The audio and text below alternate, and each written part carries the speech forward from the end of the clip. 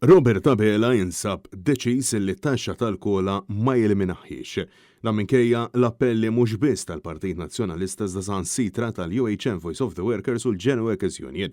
Stħarriġ ippubblikat il-ġimgħa minn Vince Marmara wera li terz tal-popolazzjoni jinsabu finanzjarjament qar mis-sena l-oħra u għallaqstant aktar minn qatt qabel huwa ta' importanza assoluta illi il-familji jkollhom aktar flus fil-but.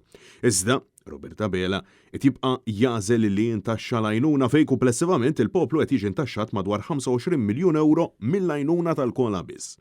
Iżda, meta mistoqsi minn Net News huwa insista li t-taxxa tal-kola hija xi ħaġa żgħira biss u li track record fuq it-taxxi tal-Partit tal-Labor jitkellem waħdu.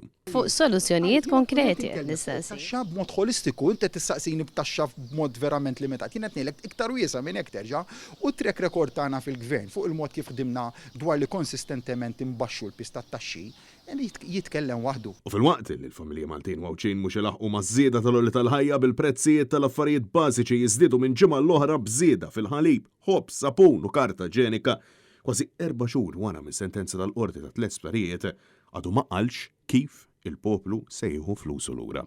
Fil-waqt li wara snin li baqa' ħalqu mistur dwar id-deals ta' Vital Stewart minkejja li huwa nnifsu kien konxju li dawn kienu fraudolenti, issa irid jieħu l-mertu li kienu Robert Abela illi talura l-isptarijiet lill-poplu.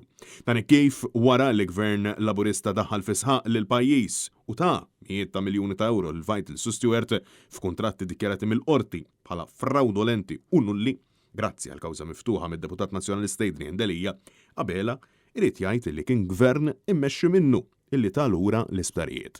Id-deċiżjoni li l-isptarijiet jiġu lura fidejna kienet deċiżjoni illi ħal-gvern wara loti ta' dik is-sentenza u pendenti l-appell u kienet Stewart xejn mal-kawża u trid tieħu l-mertu ta' l-isptarijiet li ritornaw lura l-poplu. It-teħid lura tal-isptarijiet seħħ wara s-sentenza ma mhux b'konsegwenza tas-sentenza dik is-sentenza għadha appellata u l-eżitu tagħha. Incidentalment seħħ wara s-sentenza. Incidentalment seħħ wara s-sentenza u mhux kellek għalfejn tistenna 8 snin. Iva, u mhux qed ngħidlek li loti tas-sentenza u d-deċiżjoni finali ma kienx fattur fit-teħid ta' dik id-deċiżjoni, anzi kienet fattur.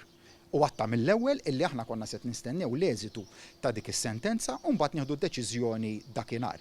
Imma it-teħid lura tal-isptarijiet nkunu korretti anke fuq livell tekniku man-nies ma kienx fl-implementazzjoni tas-sentenza. Iżda biex wieħed ikun tekniku korrett, kienet il-qorti li ddikjarat dawn il-kuntratti fraudolenti u kienu l-istess Stewart illi fis-16 ta' Marzu 2023 afżaw lill-Gvern permezz ta' ittra pubblika illi kienu se jitterminaw il-konċessjoni dan ifisser li hu żguru illi Abela ma għamel assolutament xejn biex il-poplu ħal l-isptarijiet lura. Intant brabta mal-iskandlu ieħor fil-qasam tas-saħħa, ċewwe l-allegazzjoni ta' tixħim bejn Carmen Chantar, il-kap tal-Fondazzjoni Servizzi Mediċi u it-Teleminija ta' Chris Fern u kumpanija affiljata ma' Vitals, Abela insista li għandu fiduċja sħiħa fid-Deputat Prim Ministru u Ministru għas-Saħħa.